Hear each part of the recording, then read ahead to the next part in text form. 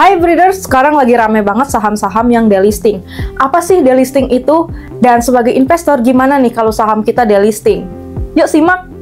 Delisting itu adalah penghapusan suatu emiten dari bursa saham secara resmi oleh Bursa Efek Indonesia.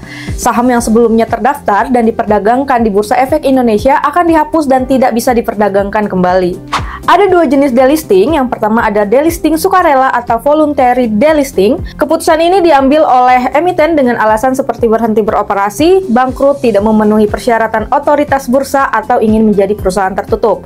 Yang kedua ada delisting paksa atau forced delisting. Keputusan ini diambil oleh Bursa Efek Indonesia karena emiten melanggar aturan atau gagal memenuhi ketentuan keuangan minimum.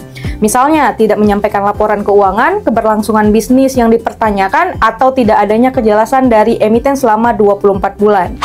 Nah, apa aja sih yang harus dilakukan investor kalau sahamnya delisting? Yuk, simak! Yang pertama, kamu bisa menjual saham di pasar negosiasi. Investor bisa menjual saham di pasar negosiasi di mana transaksi yang dilakukan secara individual melalui perusahaan sekuritas. Yang kedua, kamu bisa membiarkan saham. Walaupun kemungkinannya kecil, emiten yang terpaksa delisting bisa kembali relisting di masa depan.